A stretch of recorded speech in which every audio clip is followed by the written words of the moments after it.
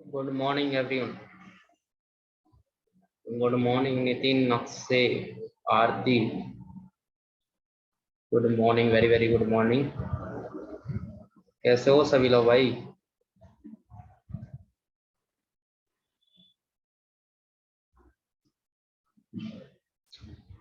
Offline कब start होगी? Offline हो जाएगी 15 तारीख के आसपास स्टार्ट। हाँ, 15 से मे भी हो जाएगी। ऑफलाइन का बड़ा हुआ है, ऑफलाइन कब स्टार्ट होगी? ऑनलाइन में मजा नहीं आ रहा है। चलिए आ जाइए, आज बिल्कुल नया टॉपिक आपके लिए, सभी के लिए इम्पोर्टेंट है, क्योंकि आप देख पा रहे हो कि अभी जो आरआरबी की भी वैकेंसी आ गई और काफ़ी वैकेंसी आई है। 10,000 के आसपास आपकी वैकेंसी है। आरआरबी बैंक की है ना। सिंपल ही एग्जाम होता है और प्री के अंदर सिर्फ आपका क्या आता है, मैथ और रीजनिंग आता है। मेंस में आपका मैथ, रीजनिंग, जीए और हिंदी इंग्लिश में ऑप्शनल रहता है। ठीक है, तो काफ़ी अच्छा आप ये रहेगा कि आप दोनों एग्जाम फॉर्म फिल कर लो। पीईटी का भी मैंने बताया था आपको स्टेट के लिए, और आरआरबी का भी। सिंपल ही एग्जाम है, क्योंकि जो बच्चे यूपीएसआई का एग्जाम दे रहे हैं सेम पैटर्न पे आरआरबी का एग्जाम है, तो आरआरबी का भी एग्जाम दे सकते हैं। ठीक है। हाँ, दोनों के स्पेशल बैच आपको मिल जाएंगे ऑफलाइन में। जब स्टार्ट होगा दोनों के अलग अलग बैच मिल जाएंगे आपको, आरआरबी का भी और उसका भी फ्री ऑफ कॉस्ट रहेगा, जिनके पास पहले से कार्ड है। सभी के लिए नहीं। चलिए, आज का सेशन हमारा पजल। हेडिंग डाल लो सभी लोग। पहली परीक्षण, हिंदी में बोलते हैं इसको पहली परीक्षण। ठीक है, कैसे पजल को आप सोल्व करते हैं? अगर पजल आपके पास आ रही है और उसका आपको पता है एक बेस क्वेश्चन, एक पैसेज के ऊपर आपको 4 या 5 क्वेश्चन पूछता है ना। जैसे इनपुट आउटपुट सीटिंग अरेंजमेंट किया, सेम वैसे ही इसका है। जब आपको पैसेज दे रखा है और पैसेज के बिहाफ पे आपसे 4 से 5 क्वेश्चन पूछ रहा है, तो आप उसको कैसे लगाओगे ना? बनाने का तरीका क्या होगा, शुरुआत कैसे की जाएगी? ठीक है, चलिए। तो आज का कॉपी पे नोट्स डाल लो पजल का, किस तरीके से आपको पजल को सोल्व करना है। सबसे पहले मैं आपको बता रहा हूँ कि पजल जब आपके पास आएगी तो उसको सोल्व आप कहाँ से करोगे, कैसे आपको उसकी शुरुआत करनी है ना। देखिए, पजल जो आपके लेवल पे है, पजल वैसे 4 तरीके से पजल पूछी जाती है। सबसे पहली होती है आपकी मंथ बेस, है ना। अब मैं ये बता दूं, मंथ बेस अब तक का बैंक के जितने भी एग्जाम हुए हैं, कोई भी एग्जाम ले लो, पीओ ले लो, क्लैरिकल ले लो, कोई भी ले लो, ठीक है, हमेशा आपको मंथ बेस की पजल जरूर मिलेगी। एक पजल हमेशा मिलती है। और यूपीएसआई में भी मैं तुम्हें सिंपल से बता दूं, यूपीएसआई एग्जाम के लिए भी मंथ बेस की पजल इंपॉर्टेंट है। मंथ बेस की पजल इंपॉर्टेंट है। मंथ या फिर फ्लोर, बॉक्स नहीं आती ना, रिलेटेड टू एजिस आती ना, ऑर्डर बेस आती।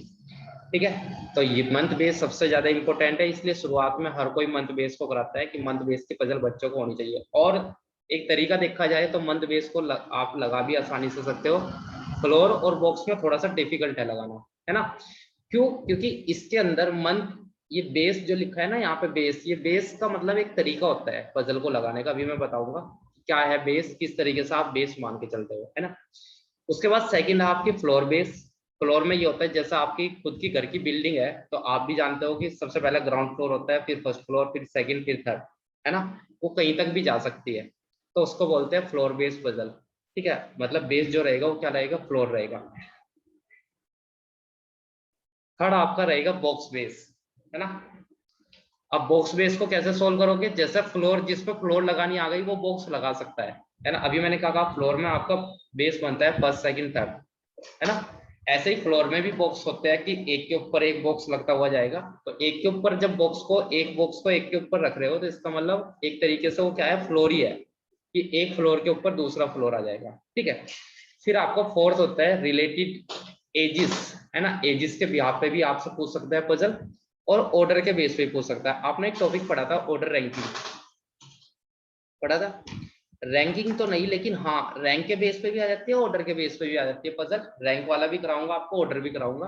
तो ऑर्डर के बेस पे वहां पे आप देख रहे थे कि असेंडिंग और डिसेंडिंग दो तरीके मैंने बताए थे, कि या तो बढ़ते हुए क्रम में लगा लो या घटते हुए क्रम में लगा लो। तो सेम वही तरीका यहाँ पे है कि जब आप ऑर्डर बेस्ड पजल बना रहे हो, तो ऑर्डर को आप कहाँ पे लगाओगे, उसी तरीके से सोल्व करोगे। रिलेटेड टू एजिस, एजिस में ऐसा होता है कि एक व्यक्ति की आयु 32 वर्ष है, दूसरे की 15 वर्ष है, तीसरे की 33 वर्ष है, तो इस तरीके से उनकी एजिस को आपको ऑर्डर में लगाना है। वो वर्ष देगा आपको कि इस वर्ष में इसका जन्म हुआ था, इसमें इसका हुआ था, इस तरीके से, है ना। जब मैं आपको तरीके बाय तरीके की पजल कराता जा रहा हूँ तो आपको अच्छे से क्लियर हो जाएगा कि किस तरीके की कौन सी पजल हमारे लिए सुटेबल। तो सबसे ज्यादा फोकस आप सभी लोग करना मंथ बेस पे, क्योंकि अब तक के जितने भी बैंकिंग के एग्जाम हुए मोस्टली में सबसे ज्यादा मंथ बेस आती है ना। तो मैं दोनों तरीके आपको सिखाऊंगा कि आपको कैसा करना है, डायरेक्ट भी और इनडायरेक्ट भी, दो तरीके से आप पजल बना सकते हैं, राइट। इसमें कोई दिक्कत किसी को? बस यही 4 तरीके से आपकी पजल लगती है, बाकी और कोई तरीका नहीं है कि आप इसके अलावा भी कोई और तरीके से आपको पजल पूछ लें। अब मैंने आपको अभी एक चीज बताई थी कि पजल की शुरुआत कहाँ से होती है। देखिए, आप लोग हमेशा याद रखना कि सबसे पहले आप बेस बनाओगे।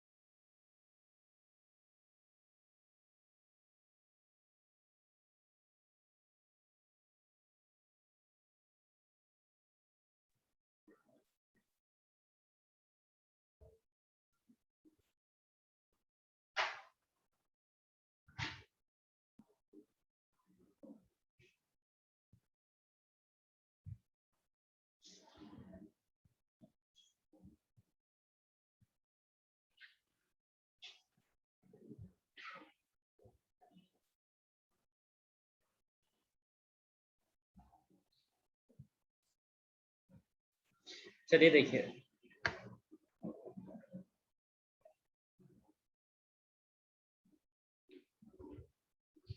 मैंने अभी आपको क्या बताया था कि आप पजल की शुरुआत कैसे करोगे, राइट। इसमें तो कोई दिक्कत नहीं है अभी तक। ये देखिए, पजल को लगाना कैसा है ना, पजल को आप लगाओगे कैसे है।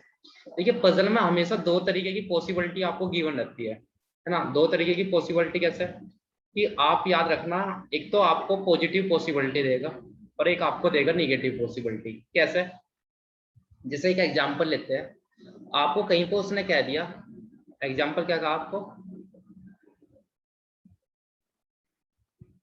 एक सेकेंड, एग्जाम्पल के तौर पे, जैसे मैं आपको एक एग्जाम्पल के तौर पे बता रहा हूँ, जैसे उसने कह दिया कि एक पर्सन है ए, और ए जो ए का जो बॉर्न का टाइम था, है ना, ए का उसने कह दिया ए का जो बॉर्न का टाइम था वो 1998 था। ये उसने बोल दिया कि ए का जो बॉर्न का टाइम था वो क्या था, 1998 था। ये सपोज करो आपको बोल दिया, ठीक है। तो आपको एक चीज बताओ, ये जो ए को उसने बोला कि 1998 में ए का क्या हुआ था, बॉर्न हुआ था, जन्म हुआ था, तो आपको भी अच्छे से क्लियर है कि उसने ये चीज कंफर्म दे रखी है। और जो चीज कंफर्म होती है वो आपकी पॉजिटिव पॉसिबिलिटी होती है। वो क्या होती है, पॉजिटिव पॉसिबिलिटी होती है। पॉसिबिलिटी मतलब कंफर्म दे रखा है आपको कि ए का जो बॉर्न हुआ था वो 1998 में हुआ था। तो आप क्या करोगे, जब आपको बेस दे रखा है तो यहाँ से एक तरीके का बेस पता लग गया कि ए के लिए उसने कंफर्म कह दिया कि ए का बेस क्या हो गया, 1998 हो गया। ए के लिए 1998 क्या हो गया, उसका बेस हो गया। इसका मतलब ये जो पजल आपकी चल रही है इस तरीके की, ये मंथ बेस हो गई।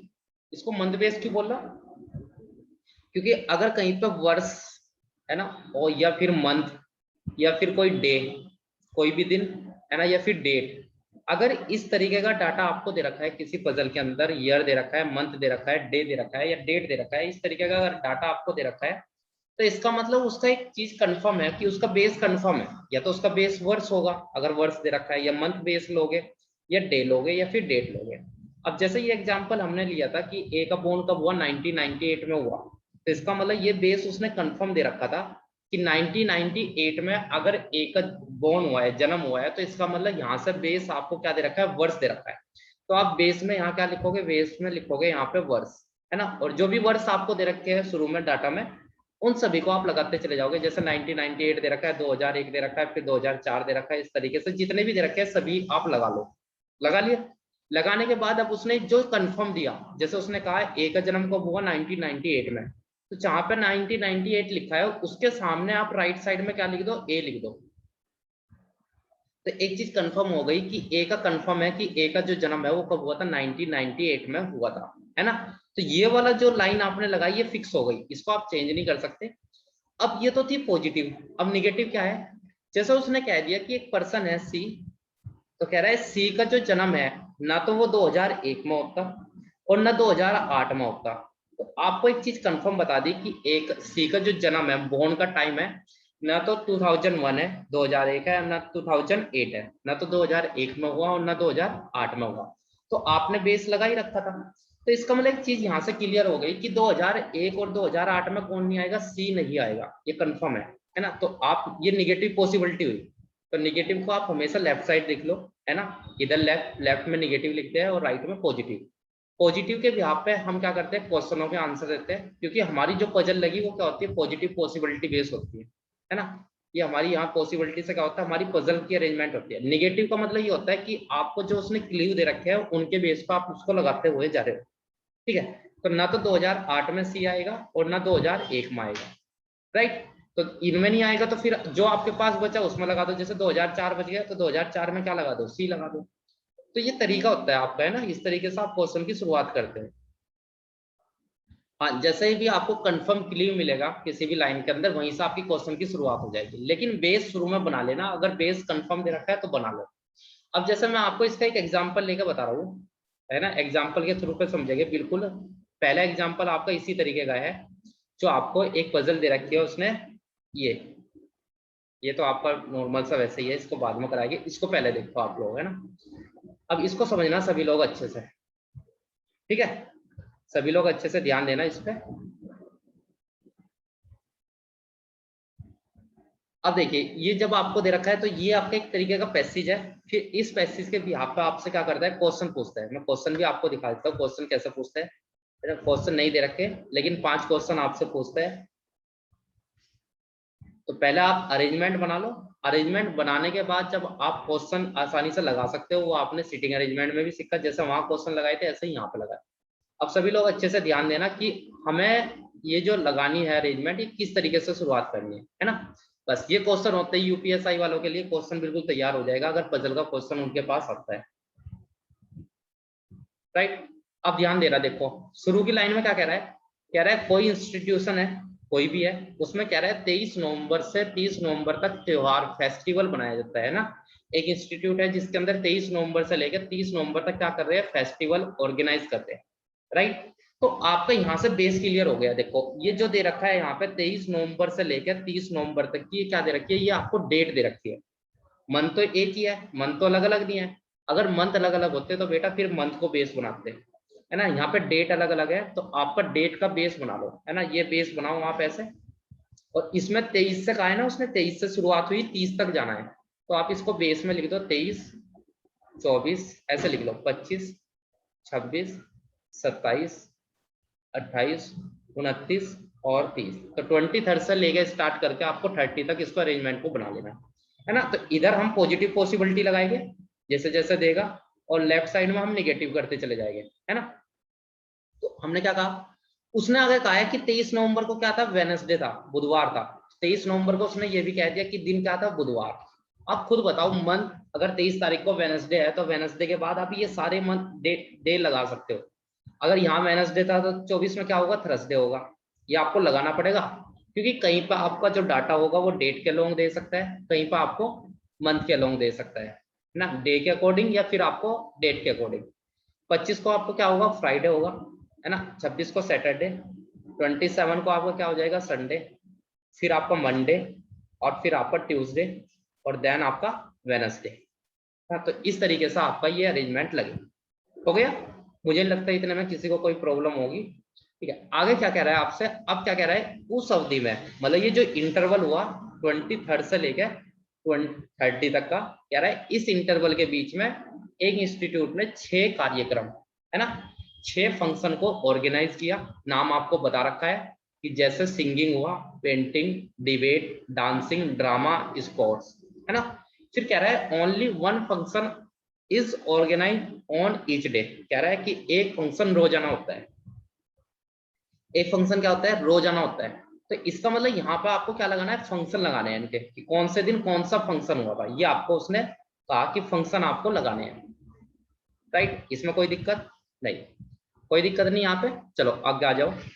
आगे क्या कह रहा है आपको, कह रहा है debate was organise on previous day of singing, है ना। तो डिबेट को कहा है कि डिबेट कब होगी, सिंगिंग से पहले दिन, है ना। प्रीवियस मतलब पहले, जहां पे भी सिंगिंग आएगा, अब ये आपके क्ल्यू बनते चले जाएंगे और क्ल्यू से आप क्वेश्चन को फिर लगा लोगे, है ना। तो क्ल्यू क्या कहा इसने, इसने आपको कहा है कि जहां पे भी आप सिंगिंग लगा दोगे, जहां पे भी आप सिंगिंग लगाओगे,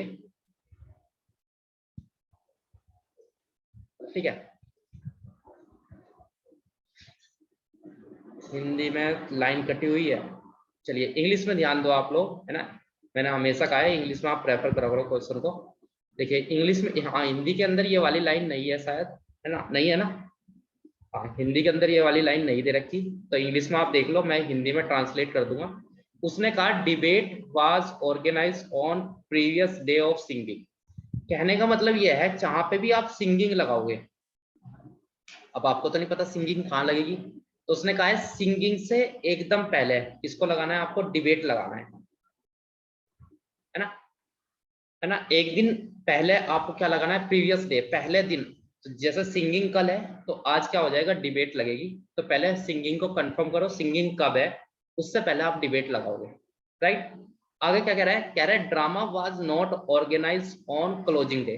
तो ड्रामा को कह रहा है, ड्रामा मतलब नाटक, नाटक को कह रहा है कि ड्रामा जो है वो आपको क्लोजिंग डे पे ऑर्गेनाइज नहीं होता, है ना। क्लोजिंग डे का मतलब होता है दैट इज, उसने आगे बोला हुआ भी है 30 नवंबर। क्लोजिंग डे उसको बोलते हैं जिस दिन आपके फंक्शन कंप्लीट होते हैं। तो फंक्शन कब कंप्लीट हो गए, 30 में, है ना। तो 30 को उसने ये कह दिया कि 30 की जो नवंबर है वेडनेसडे, इस दिन उसने कहा इस दिन क्या नहीं होगा, ड्रामा नहीं होगा, मतलब ड्रामा नहीं होगा। तो आपको एक चीज कंफर्म कर दी कि 30 में आपका ड्रामा नहीं लगेगा, है ना, ड्रामा नहीं आएगा। तो ड्रामा रखो और काट दो, इसका मतलब यहाँ से क्लियर हो गया कि 30 में ड्रामा नहीं होगा, बाकी किसी भी दिन क्या हो सकता है, ड्रामा हो सकता है ना। ठीक है, चलिए आगे कह रहा है स्पोर्ट्स। अब स्पोर्ट्स को कह रहा है कि sports was organise neither on Wednesday nor be Sunday. तो ये कंफर्म दे रखा है कि स्पोर्ट्स कब नहीं होगा, एक तो स्पोर्ट्स वेडनेसडे में नहीं होगा और एक सैटरडे में नहीं होगा। राइट, अब एक चीज और ध्यान दो कि आपको यहाँ पे जो डेज दे रखे हैं, देखो 1 2 3 4 5 6 7 8 दिन दे रखे हैं, दे रखे ना, कितने दिन दे रखे हैं, 8 दिन दे रखे हैं। और 8 में दिन में सिर्फ 6 फंक्शन होते हैं। कितने फंक्शन होते हैं, 6 फंक्शन होते हैं। तो आप खुद ध्यान दो कि अगर 8 दिन आपको दे रखे हैं और 8 दिन में से 6 फंक्शन हो रहे हैं, तो 2 दिन कहीं ना कहीं या तो क्लोजिंग रहेगी या ऑफ डे रहेगा, है ना। ये हाँ अंडरस्टैंड है ये पॉइंट, मतलब इसमें दिखाया हुआ नहीं है, लेकिन आपको ये शुरू में जब आप लाइन पढ़ रहे हो, फर्स्ट लाइन, तो उसी में ये चीज क्लियर हो जाती है कि अगर 8 दिन का ड्यूरेशन दे रखा है और 6 फंक्शन ऑर्गेनाइज कराना है, और उसने कहा भी है कि प्रत्येक दिन एक फंक्शन होगा, तो इसका मतलब 2 दिन क्या रहेगा, ऑफ डे रहेगा कहीं ना कहीं। राइट, तो याद रखना 2 दिन क्या रहेगा, ऑफ डे, और 6 फंक्शन आपको लगाने हैं। तो हम कहाँ थे, हम थे यहाँ पे sports was organise neither on Wednesday nor be Saturday. कह रहा है स्पोर्ट्स ना तो सैटरडे को होगा ना वेडनेसडे को, मतलब वेडनेसडे पे स्पोर्ट्स नहीं होगा। तो ये चीज उसने कंफर्म कर दी कि ना तो सैटरडे में स्पोर्ट्स होगा और ना वेडनेसडे में आपका क्या होगा, स्पोर्ट्स होगा, है ना। तो ये 3 जगह थी जहां पे हम स्पोर्ट्स को लगा सकते थे। यहाँ पे स्पोर्ट्स नहीं आएगा, बाकी कहीं भी आ सकता है। No function was organise on Thursday and Sunday. अब देखो इसमें स्पेशली बोल दिया कि थर्सडे और संडे में कोई भी फंक्शन नहीं होता। तो आप देखो थर्सडे मतलब यहाँ पे कोई भी फंक्शन नहीं होगा, तो क्रॉस कर दो, मतलब ये स्थान क्या रहेगा, खाली रहेगा, थर्सडे और संडे। तो ये 2 स्थान क्या रहेंगे, खाली रहेंगे, तो इनको खाली कर दो, बिल्कुल ऐसे है ना। आगे क्या कह रहा है, dancing was organise on Monday, dance कब हो रहा है, मंडे में। देखो ये पॉजिटिव क्लियर दिया, इसने कंफर्म दे दिया कि मंडे में डांस होगा। तो मंडे जहाँ पे भी है, मंडे एक ही दिन दे रखा है, कब, 28 में, यहाँ पे लिख दो डांस। तो मंडे में क्या होगा, डांस, राइट। आगे क्या कह रहा है, there was a gap of 2 days between singing and sports. अब कह रहा है सिंगिंग जहाँ पे आपने लगाया और जहां आप स्पोर्ट्स लगाओगे वहां पे आपको 2 दिन का गैप छोड़ना है। देखो 2 दिन का है, 2 days का, दो फंक्शन का गैप नहीं कहा। तो याद रखा करो, फंक्शन कहा हुआ है या डेज कहा हुआ है। अगर 2 दिन का गैप है तो 2 दिन में आपका हो सकता है ऑफ डे भी कंसीडर किया हो, लेकिन अगर स्पोर्ट्स यहाँ पे कहता है फंक्शन, तो फिर आपको फंक्शन का ही गैप लेना है। अगर ऑफ डे कहीं पे आ रहा है तो उसको आपको कंसीडर नहीं करना, राइट। हो गया, पूरी पजल आपने रीड कर ली। अब ये लगेगी कैसे, एक ही पॉजिटिव क्लीव दिया था इसमें, सिर्फ मंडे वाला, ये डांस वाला है ना, बाकी कोई भी पॉजिटिव क्लीव नहीं दिया था। अब लगाओगे कैसे, अब आपको एक चीज पता है कि जहां पे भी सिंगिंग रखूंगा, सिंगिंग से एक दिन पहले डिबेट रखना। मतलब सिंगिंग को एक ऐसी जगह रखना है जहां पे 2 दिन का गैप हो, मतलब सिंगिंग और सिंगिंग से एक दिन पहले वाला, है ना। तो आप खुद देखो कि सिंगिंग को वेनसडे में रख नहीं सकता, क्योंकि वेनसडे से पहले यहाँ पे कोई दिन नहीं दे रखा, 23 को सिंगिंग नहीं रख सकते। इससे पहले अगर 22 होती तो फिर हम शुरुआत कर लेते, लेकिन नहीं कर सकते। 24 में ऑफ डे है, क्रॉस लगा हुआ है, ठीक है। ये दो स्थान तो हमारे लिए वेस्ट। फ्राइडे में अगर सिंगिंग रखो, देखो अगर फ्राइडे में सिंगिंग रखोगे तो उससे एक दिन पहले आप डिबेट नहीं लगा सकते, क्यों, क्योंकि वहां पे क्या है, ऑफ डे है ना। तो अब ये लगाना कैसा, वो ध्यान दो। अगर मैं सिंगिंग को सैटरडे में रख लूं, ऊपर से करते हुए आ रहे हैं, देखो सैटरडे में क्या करो, स्पोर्ट्स को मना किया था तो सिंगिंग करो, यहाँ पे सिंगिंग करो। और जैसे ही सैटरडे में आपने सिंगिंग लगाई तो सिंगिंग से एक दिन पहले क्या है, डिबेट। तो यहाँ फ्राइडे में क्या आ जाएगी, डिबेट आ जाएगी। बताओ इसमें कोई दिक्कत, मतलब 2 स्थान खाली चाहिए थे जहां पे आप सिंगिंग और डिबेट लगा सकते हो, है ना। और कहीं लगा नहीं सकते थे, क्योंकि देखो अगर वेनसडे में यहाँ सिंगिंग लगाते तो ट्यूसडे में डिबेट आ सकता था, लेकिन वो 2 दिन गैप वाला भी तो देखना है।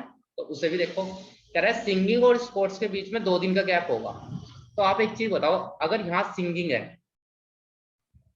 यहाँ पे सिंगिंग है, तो संडे छोड़ दो, मंडे छोड़ दो, 2 दिन हो गए। ट्यूसडे में क्या आ सकता है, डिबेट आ सकता है, बिल्कुल आ सकता है, कोई दिक्कत, सॉरी स्पोर्ट्स आ सकता है, ट्यूसडे में आ सकता है ना। अब यही चीज आप ऊपर को करके देखो, ऊपर देखो सिंगिंग है, यहाँ पे लगा दिया, एक दिन तो छोड़ा डिबेट वाला, एक दिन छोड़ा ये 24 ऑफ डे वाला। क्या ऊपर स्पोर्ट्स आ सकता है, बिल्कुल नहीं आ सकता। आ सकता था, लेकिन उसने स्पोर्ट्स को क्या किया हुआ है, मना किया हुआ है ना। तो हमारा कंफर्म हो गया, स्पोर्ट्स कहाँ आएगा, स्पोर्ट्स आएगा आपका 29 में, ठीक है। तो डिबेट भी लग गया, सिंगिंग भी लग गया, डांस भी लग गया, स्पोर्ट्स भी लग गया, राइट। बचा क्या, ड्रामा, और एक और बच गया पेंटिंग। ड्रामा और पेंटिंग बच गया। तो आपको पता है ये जो वेनसडे है, देखो इस पर ड्रामा नहीं आ सकता। तो अगर यहाँ ड्रामा और स्पोर्ट्स नहीं आ सकता, स्पोर्ट्स तो मैंने लगा लिया, लेकिन यहाँ ड्रामा नहीं आ सकता, तो आप यहाँ क्या करो, यहाँ रख दो पेंटिंग, यहाँ क्या लिख दो, पेंटिंग, राइट। और यहाँ अगर पेंटिंग आपने रख लिया तो देखो स्थान देखो कौन कौन से हो गए, ये 30 भी हो गया, 29 भी हो गया, 28 भी हो गया, 27 ऑफ डे है, 26 को सिंगिंग है, 25 को डिबेट है, 24 को ऑफ डे है, तो बचा 23। तो 23 पे यहाँ क्या लिख दो, ड्रामा, ठीक है। हो गए 6 के 6 फंक्शन, ये पहला फंक्शन, ये सेकंड, ये थर्ड, ये आपका फोर्थ, ये आपका फिफ्थ, और ये आपका लास्ट वाला 6। देखो बहुत सिंपल सी पजल थी, जो आपको मंथ बेस पे दे रखी थी, जो आपको मंथ के क्राइटेरिया पे लगानी थी। कोई प्रॉब्लम, पता कोई प्रॉब्लम हो किसी को।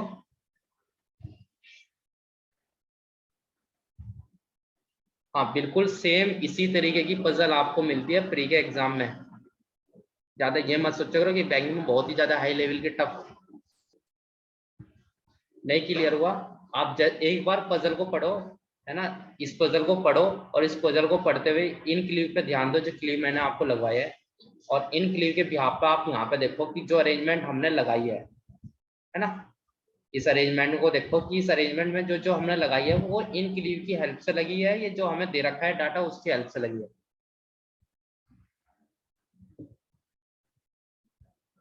बिल्कुल रिकॉर्डेड वीडियो डाल दूंगा, उसमें देख लेना, है ना, क्लियर हो जाएगा रेनू का, अगर आपको रेनू क्लियर नहीं हो रहा है तो उसमें देख लेना, रिकॉर्डेड वीडियो अभी डाल दूंगा, जल्दी आ जाएगी। ठीक है, हाँ उसमें आपको क्लियर हो जाएगा। सेकंड क्लास आपकी जीएस की है।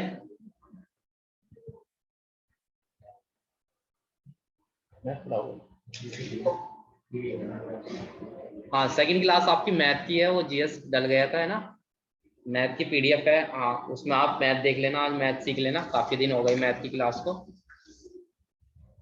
ठीक है, सभी लोग ज्वाइन कर लेना, मैथ की क्लास है, फिर कहो तुम मैथ नहीं हुआ। हो गया, ये हो गया क्वेश्चन, इसमें कुछ पूछना है किसी को?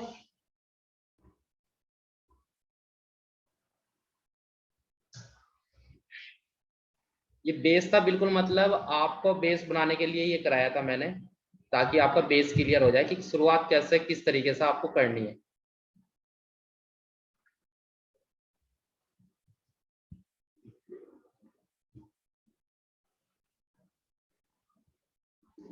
मैथ आज मोहित सर पढ़ाएगा तुम्हें? हाँ, हाँ मैथ की है वो। आपका जीएस आ रहा होगा शेड्यूल में, तो सभी लोग ज्वाइन कर लेना, सभी के लिए, बैंकिंग हो या एसएससी, सभी के लिए शेड्यूल आ गया होगा आपको क्लास का। ठीक है, अच्छा ये बताओ, इस क्वेश्चन में कोई दिक्कत नहीं? एक बार इससे पहला क्वेश्चन भी देख लेते हैं ना, जो अभी मैंने आपको कहा था, बहुत सिंपल लेवल का क्वेश्चन था वो, है ना। ऐसा क्वेश्चन बैंकिंग में तो नहीं है आता, ये वाला जो फर्स्ट क्वेश्चन है ना, लेकिन हाँ जो आपके यूपीएसआई या पीईटी का जो पैटर्न है उसमें आपको आ सकता है, राइट। चलिए ये भी बता देता हूँ किस तरीके से आपको क्वेश्चन लगाना है। ये वाला देखिए, उसने कहा रवि और Kunal playing hockey and volleyball, है ना। इसमें बेस नहीं होता आपको कुछ भी, ये होता है पैराग्राफ वाला क्वेश्चन, कि आपको सिर्फ एक पहेली सी दे रखी है, उसको आपको सुलझाना है, जैसे न्यूज़पेपर में देते हैं, वहां पे नंबर की होती है, यहाँ पे आपको डाटा की दे रखी है। इसने क्या कहा, कह रहा है रवि और जो कुणाल है, इसको कह रहा है रवि और Kunal playing hockey and volleyball. तो आप ये लिख दो कि ये रवि हो गया, है ना, इस तरीके से आप लिख लो रवि, और ये कुणाल हो गया, और यहाँ पे लिख दो हॉकी, और यहाँ पे लिख दो वॉलीबॉल, है ना। तो ये चीज उसने कंफर्म करी कि हॉकी रवि भी खेल लेगा, वॉलीबॉल भी खेल लेगा, कुणाल भी हॉकी खेल लेगा और कुणाल भी वॉलीबॉल खेल लेगा, राइट। आगे कह रहा है Sachin and Ravi are playing hockey and baseball. अब सचिन और रवि, तो सचिन तो अभी आया नहीं था, तो सचिन को भी लिखो, ये आ गया आपका सचिन। उसने कहा सचिन क्या खेल लेगा, हॉकी खेल लेगा और बेसबॉल खेल लेगा, तो सचिन का हॉकी पे क्लिक कर टिक लगा दो। अब बेसबॉल भी आ गया, एक नया गेम आ गया, तो यहाँ लिख दो बेसबॉल, है ना। जो गेम आपके आ रहे हैं ये बेटा यहाँ पे आपके गेम हो गए, जो आपको गेम आते जा रहे हैं उस पर। तो सचिन को उसने कहा है कि सचिन जो है हॉकी खेल लेगा, बेसबॉल खेल लेगा, तो बेसबॉल के आगे सचिन पर टिक लगा दो। ऐसे ही उसने रवि को कहा है कि रवि हॉकी और वॉलीबॉल तो खेल रहा था, उसने कहा बेसबॉल भी खेल लेगा, तो बेसबॉल लगा दो, हॉकी तो पहले से ही लगा रखा है। आगे क्या कह रहा है, Gaurav and Kunal are playing cricket. Kunal पहले ही है, गौरव को लिख दो यहाँ पे, ये आ गया यहाँ पे कौन, गौरव, ये आ गया यहाँ पे गौरव, है ना। तो उसने कहा है कुणाल और गौरव जो है वो क्रिकेट खेलते हैं और वॉलीबॉल खेलते हैं, है ना। क्लियर, क्या कह रहा है कि गौरव और कुणाल क्या खेलते हैं, क्रिकेट और वॉलीबॉल। देखो वॉलीबॉल तो लिखा हुआ है, लेकिन क्रिकेट लिखा हुआ नहीं, तो यहाँ एक पैराग्राफ और बढ़ा लो क्रिकेट का। तो कह रहा है कुणाल, अब ये कुणाल को वॉलीबॉल लगा हुआ है पहले से ही, क्रिकेट और लगा दो, है ना, लगा दिया।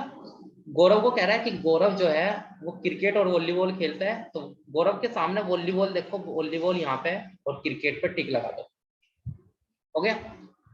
आगे कह रहा है सचिन गौरव मिसेल, सचिन है, गौरव है, मिसेल है, are playing football and baseball. मतलब फुटबॉल और आ गया, तो फुटबॉल भी लगा दो एक भाई, यहाँ पे जगह बना लेना, है ना। यहाँ पे आपका आ गया, मैं मार्कर चेंज कर देता हूँ, ये आ गया यहाँ पे फुटबॉल। 5 गेम थे, ठीक है। तो कह रहा है कि सचिन गौरव मिसेल, तो पहले तो सचिन पे लगाओ फुटबॉल, यहाँ पे एक लाइन खींच देता हूँ ताकि मिसमैच ना हो। तो सचिन पे कह रहा है कि फुटबॉल आएगा, तो ये लिख दिया आपने सचिन पे फुटबॉल, टिक लगा दिया, है ना, आ गया। फिर कह रहा है गौरव पे भी फुटबॉल आएगा, तो गौरव पे भी टिक लगा दो फुटबॉल पे, मतलब ये टिक का मतलब है ये खेल रहे हैं इस गेम को। फिर कह रहा है मिसेल, तो भाई एक पर्सन और आ गया, ये मिसेल, मिसेल को भी कह रहा है फुटबॉल खेलते हैं, तो मिसेल पे भी फुटबॉल का टिक लगा दो, राइट। ये लो, अब अच्छे से क्लियर हो जाएगा कि कौन पर्सन कौन सा गेम खेलता है। अब तो कोई दिक्कत नहीं है। हाँ, ताकि आपको क्लियर हो जाए। टिक का मतलब है कि वो पर्सन वो गेम खेल रहा है। आगे कह रहा है Sachin, Gaurav, Michelle are playing football and baseball. तो फुटबॉल को तो आपने टिक कर दिया। कह रहा है बेसबॉल भी खेलते हैं। पहले तो सचिन पे बेसबॉल लगाओ, सचिन बेसबॉल ऑलरेडी लगा हुआ है, देखो यहाँ पे लगा हुआ है। फिर गौरव कह रहा है तो गौरव पे भी लगाओ, यहाँ पे हो गया, गौरव पे लगा दिया। उसके बाद मिसेल पे भी लगाओ। बस ये आपकी पजल पूरी हो गई, इतना ही इसने कहा था। अब जो बचे उनका क्या करोगे, उन पर कर दो क्रॉस। क्रॉस का मतलब है कि ये पर्सन ये गेम नहीं खेलते।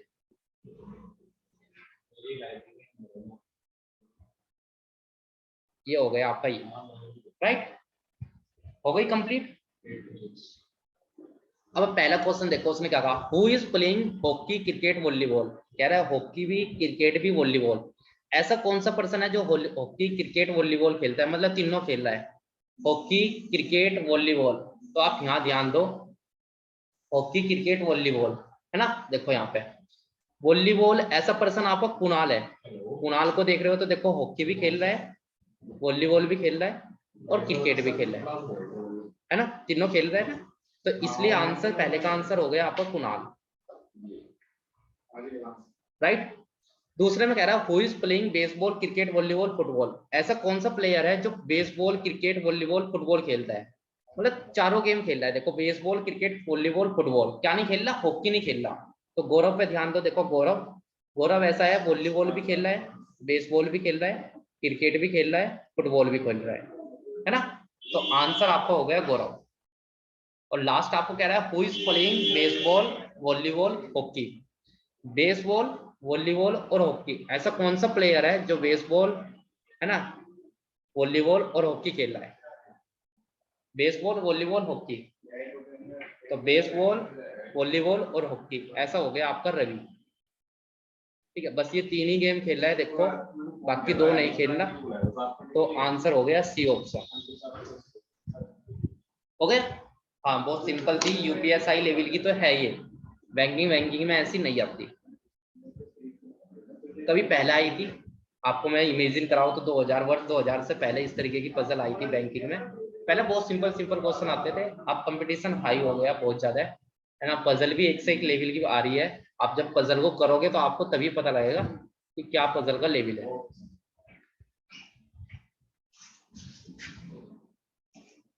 राइट। दोनों बेसिक क्वेश्चन थे आपके, मतलब आपका जो लेवल था उसको बनाने के लिए।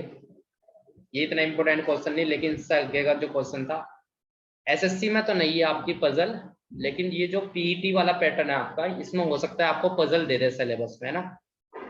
हाँ, स्टेट गवर्नमेंट का जो प्री का एग्जाम आपको देना है, कॉमन सभी के लिए है, जितने भी गवर्नमेंट जॉब निकलेगी स्टेट के अंदर, तो उसके लिए आपको अब जब प्री देना पड़ेगा, एक कॉमन प्री होगा। उसके बाद जो भी वैकेंसी आएगी वो अपनी अपनी डिविजनल मार्क्स रखेंगे और फिर अपना मेंस कंडक्ट कराएगी। ठीक है, तो उसके लिए अब आपको ये हो गया कि आपको पूरा ही पढ़ना पड़ेगा सिलेबस, मोस्टली ज्यादातर। जिसको हिंदी नहीं आती थी उसको हिंदी सीखनी पड़ेगी, जिसको इंग्लिश नहीं आती थी उसको इंग्लिश सीखनी पड़ेगी, है ना। इस तरीके का होने वाला है। कोई प्रॉब्लम बताओ क्वेश्चनों में। हाँ, रिकॉर्डेड वीडियो डाल दूंगा मैं, आप सभी लोग देख लेना। बिल्कुल बिल्कुल, यूपीएससी के लिए पीटी है, फॉर्म फिल कर लेना। मैंने कल भी नोटिफिकेशन डाला था आपके ग्रुप में टेलीग्राम पे। आरआरबी का भी फॉर्म डाल दो, यूपीएससी का भी डाल दो, दोनों फॉर्म डाल दो। अब तो टाइम है वैकेंसी का, देखो आपको भी पता है 22 में इलेक्शन है स्टेट का, तो वैकेंसी आनी है कंफर्म। अगर आप ढील करोगे पढ़ाई में तो नुकसान है आपका। अब वैकेंसी आनी है, अब टाइम है। तो ये मत सोचना कि स्टेट में वैकेंसी नहीं है, स्टेट में वैकेंसी है, तो अपना फॉर्म पीईटी वाला कर लो, डाल दो उसको और अपनी तैयारी पर फोकस करो। ठीक है, चलिए मैथ की क्लास ज्वाइन कर लेना भाई, सेकंड क्लास मैथ की आपकी 11 बज के, हाँ 20 या 25 पर होगी, 11:25 के आसपास होगी, है ना। देख लेना शेड्यूल आया होगा आपके पास। ठीक है, चलिए ओके बाय बाय।